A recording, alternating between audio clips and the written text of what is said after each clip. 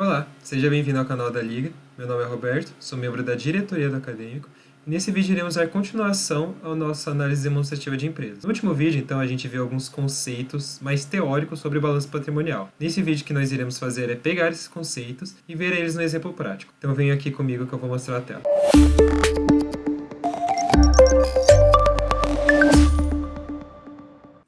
Beleza. Então, para exemplificar como fazer um balanço patrimonial, nós vamos falar do caso fictício de Ana Letícia.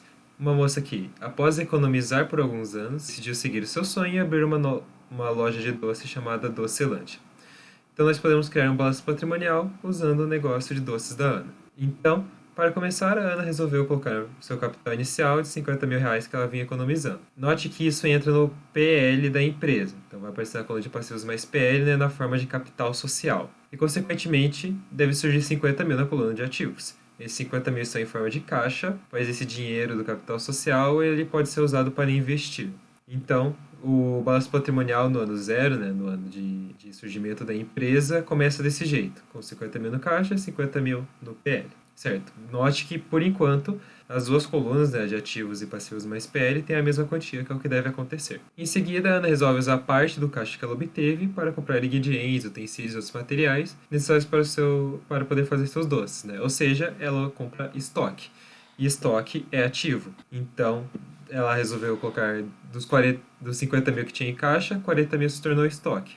Então, tudo bem por enquanto, a coluna de ativos, a de passivos mais PL, continua igual. Em seguida, a Ana, obviamente, precisa comprar uma loja para vender seus doces. Então, para isso, ela toma um empréstimo bancário de 60 mil e, similarmente ao capital inicial, esse dinheiro vai entrar no caixa. Só que dessa vez, note que os 60 mil eles não entram no patrimônio, na coluna de ativos mais PL, sim entram como um passivo, pois empréstimos e financiamentos são passivos. Certo, então agora o caixa de 10 mil subiu para 70 mil e surgiu um empréstimo de 60 mil nos passivos.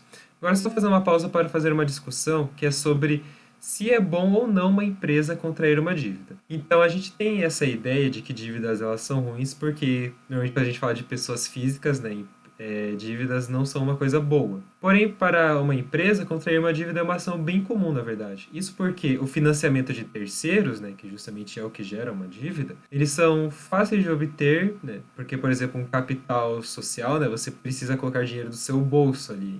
Então, existe um certo limite, né? Que nem no exemplo da Ana, era aqueles 50 mil que ela tinha. Ela não tem mais nada para colocar como financiamento. Então, o que ela pode fazer é obter financiamento de terceiros e obter uma dívida também, consequentemente.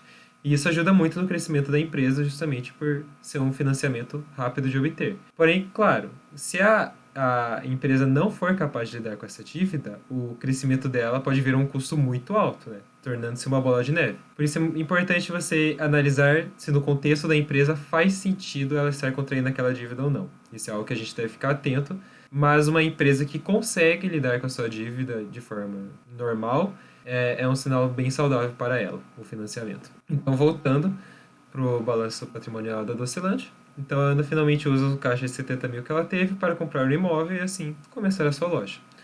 Então, fica desse jeito, né? O caixa fica zerado agora e surge 70 mil de imobilizado, que é um ativo também.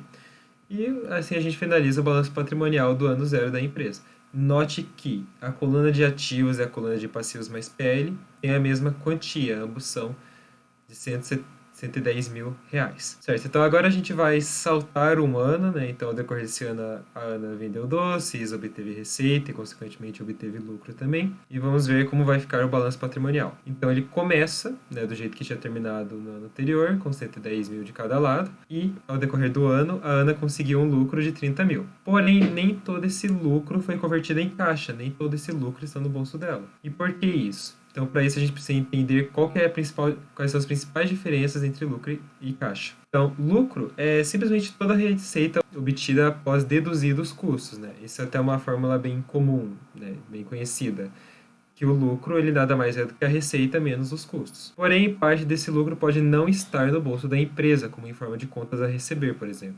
Então, o que isso significa é que algum cliente ele pode ter obtido os materiais que você vende através de um contrato. Então, no caso, né, da Docelândia, seria que o cliente ele obteve uma certa quantia de doces que queria e fez um contrato para pagar por eles daqui a 2, 3 meses, enfim, seja lá qual for o prazo que foi estipulado no contrato. Daí, note que o lucro obtido desse contrato não está com você ainda. Ele é um lucro que vai ser obtido no futuro. Porém, pelo princípio da competência, a gente deve considerar esse lucro no nosso balanço patrimonial. Então, explicando brevemente o que é o princípio da competência nesse caso, é que a gente supõe que a pessoa irá honrar o contrato, ela irá pagar esse lucro. Então, por isso, ele já deve estar aparecendo no balanço patrimonial, né? A pessoa irá ser competente em pagar, é essa a ideia do princípio. Então, note que nem todo lucro, né, está no seu bolso. Mas aquele lucro que está com a gente, logo podemos usá-lo para investir, é justamente conhecido como caixa. Então, por isso é importante que vocês notem uma coisa. Uma empresa ela pode ser lucrativa, mas também quebrada ao mesmo tempo. Isso porque ela pode ter lucro, mas ela pode não ter conseguido converter esse lucro em caixa. E logo isso pode trazer grandes problemas para a empresa. Por isso é muito importante entender a relação entre lucro e caixa, que é algo que a gente irá falar melhor nos próximos vídeos, quando a gente falar de DRE e de DFC, respectivamente. Mas por enquanto é importante que vocês entendam. Lucro e caixa não são a mesma coisa. Então, voltando para o caso da Docelanche, nós temos que dos 30 mil obtidos de lucro pela empresa, 20 mil foi convertido em caixa. E os outros 10 mil estão em forma de contas a receber. Isso é a entrada na coluna dos ativos, né? Nós temos 20 mil de caixa e 10 mil de contas a receber, ambos são ativos. Agora, como vai ficar a coluna de passivos mais PL? Bom, existem inúmeras formas que uma empresa pode lidar com esse lucro, mas a forma que a Ana resolveu fazer foi que o seu caixa entrou como capital social da empresa, já as contas a receber entrou como uma reserva de lucros, né? Então, fazendo mais uma pausa para explicar o conceito de reserva de lucros. O próprio nome já explica bastante, né? É uma parcela dos lucros que é guardada, né? Que é reservada para fins futuros. E uma reserva de lucros acaba sendo um sinal de saúde financeira da empresa, pois é uma quantia de dinheiro, um montante, que pode ser usado futuramente para lidar com uma possível crise financeira ou qualquer problema que ocorra na empresa. Por isso que uma reserva de lucros é muito importante para uma empresa que quer ter segurança, que quer ter saúde financeira. E é claro, essa reserva de lucros entra no PL, assim como o capital social. Então, note que entrou os 20 mil de caixa, e isso aumentou 20 mil do capital social, né, pulando de 50 mil para 70 mil.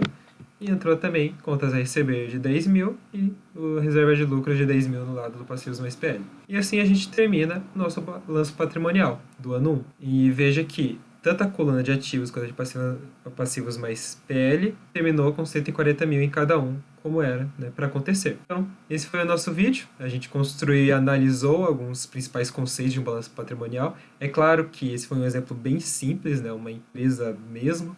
Ela tem vários outros detalhes a analisar, como salários, encargos sociais, tem questão de impostos, tributários, enfim, intangível e por aí vai. Mas esse foi um exemplo só para a gente poder entender alguns conceitos principais. E já no próximo vídeo nós iremos começar a falar sobre o DRE e assim também iremos falar sobre o lucro das empresas. Até logo e obrigado por assistir.